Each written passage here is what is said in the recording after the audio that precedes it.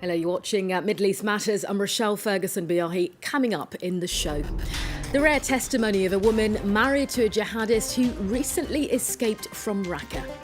We examine Lebanon's military courts, which try ordinary civilians, including activists and minors, and we look at the hidden problem of prescription drugs affecting young Gazans.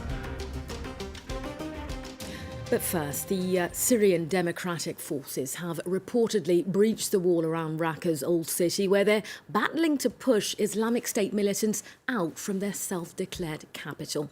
US Army officials say the Kurdish-led militia entered the city through two small sections of the Raqqa wall, avoiding booby traps and IS snipers.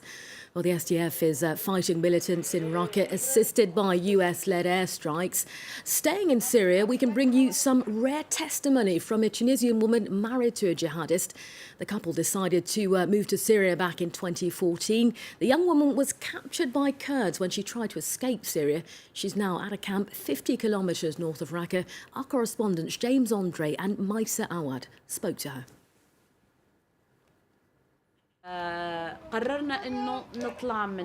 We decided to run away, leave the Islamic State. In El Mayadin, we met some smugglers. My husband saw them. They demanded $10,000. We didn't have that. My husband and his friends decided to steal IS cars and to sell them on. We stole to survive.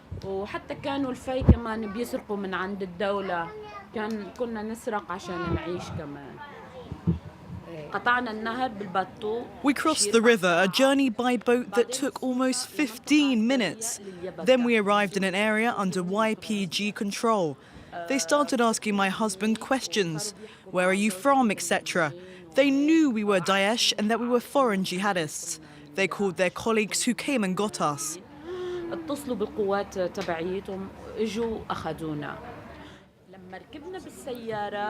Once inside the cars, one of them told us they were actually smugglers and that they would take us to the Turkish border. They got us to the Turkish border, to Tal Abyad. They dropped us off at a house where they said another smuggler would come after nightfall, so that we would leave during the night.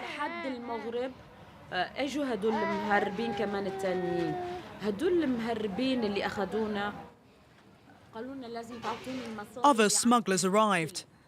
They said we had to hand over all our money, everything we owned, that if we had gold with us, we had to give it to them. Telephones, passports, everything.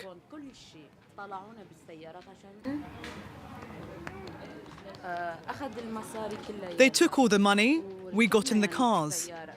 After 15 minutes, the Kurds stopped us. They had Americans with them.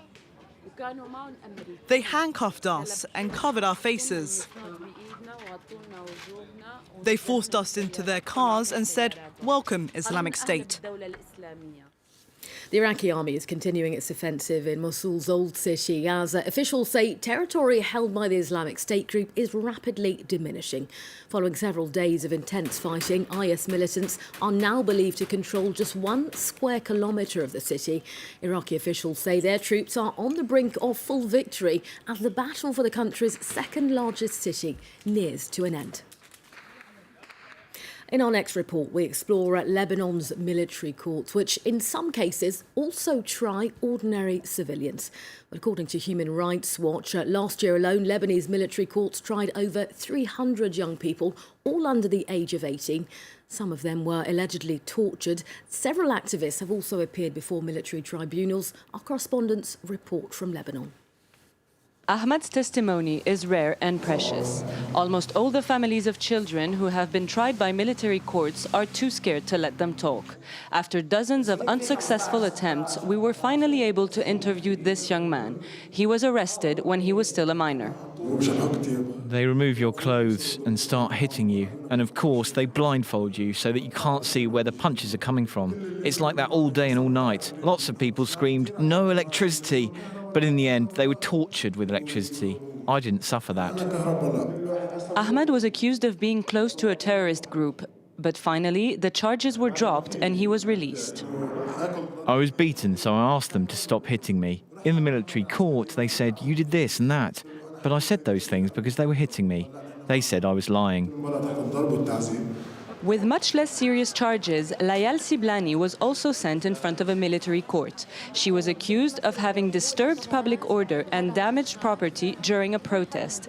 Yet, these charges do not fall under the jurisdiction of military courts. Thanks to a lawyer, her file was transferred to a regular court, but Layal believes that the government is using military justice to serve its own interests. The authorities use the military courts as a means to pressure the protesters for them to stop gathering in the streets. This lawyer often pleads before military courts. He shares the same point of view.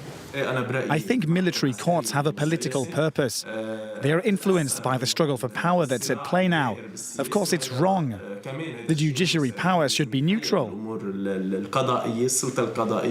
This member of parliament introduced a law proposal to forbid military courts from trying civilians. In the 90s, he was himself tortured and tried by the military. Today, he believes nothing can justify such tribunals. Today, the country is suffering from terrorism. Very serious crimes are being committed here, but that doesn't mean that security concerns should undermine public liberties and human rights. In a recent report, the NGO Human Rights Watch denounced the way military justice operates, but the head of the Human Rights Department of the Lebanese army denies all accusations. Human Rights Watch used incorrect or false allegations. Regarding the cases of torture, it's exaggerated. The army official adds that a reform of the military courts would need to be voted by the Lebanese parliament. But since 2014, the parliament is practically paralyzed. Over the past few years, increasing amounts of prescription drugs and marijuana have been finding their way into the Gaza Strip.